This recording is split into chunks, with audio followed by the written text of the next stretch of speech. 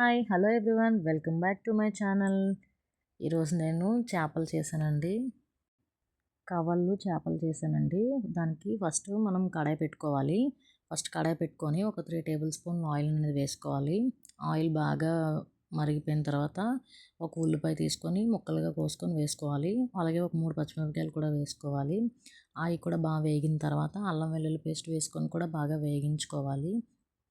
అల్లం వెల్లుల్లి పేస్ట్ బాగా వేగిన తర్వాత టమాటో కూడా వేసుకోవాలండి, చిన్న ముక్కలుగా కోసుకొని. టమాటో బాగా వేగాలి అని అంటే కొంచెం సాల్ట్ వేసుకోవాలి, సరిపడా సాల్ట్ కూడా వేసుకొని ఒక 2 నిమిషాలు బాగా మగ్గనివ్వాలి. తర్వాత కొంచెం ఒక 3 టేబుల్ స్పూన్ల కారం అనేది కూడా వేసుకోవాలి. కారం కూడా మనకు బాగా వేగాలి. కారం అనేది బాగా వేగితేనే పచ్చివాసన అనేది పోతుందండి.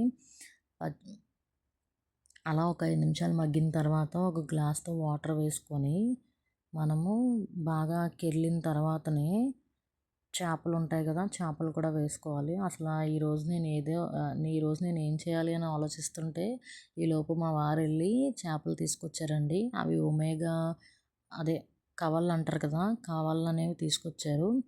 ఆ చేపలు వాటిని కవళ్ళు అంటారు కదా. ఒమేగా 3 ఫ్యాటీ యాసిడ్స్ అనేవి ఉంటాయండి. చాలా టేస్ట్ అయితే చాలా బాగున్నాయి. అలాగే హెల్త్కి కూడా చాలా మంచిదని విన్నాను నేను కూడా, అందుకనే వండుతున్నాను కూడా. టేస్ట్ అయితే చాలా బాగుందండి. ఇప్పుడు మనకి మనం వాటర్ పోసాం కదా, అది బాగా మరిగిన తర్వాత ఇప్పుడు చేపలు చూసారా ఎంత బాగా క్లీన్ చేసుకున్నానో. ఈ క్లీన్ చేసుకున్న చేపలని మనం అందులో వేసుకోవాలి. మనము అసలు చేపలు వేసిన తర్వాత మనము కలపకూడదు. గరిటె పెట్టి అనేది మనం 2 హ్యాండిల్స్ పట్టుకొని ఒకసారి ఇలా తిప్పుతూ మూత పెట్టుకొని దగ్గరికి అయ్యే వరకు ఉంచుకుంటే సరిపోతుంది. చేపలు అనేవి రెడీ అయిపోయాయండి. ఒకసారి కొత్తిమీర వేసుకొని ఒక 1-2 మినిట్స్ ఉంచుకొని మనం దించేసుకుంటే కవళ్ళ చేపల ఎగురు అయితే రెడీ అయిపోయిందండి. ఇలాగే పులుసు కూడా వేసుకోవచ్చు.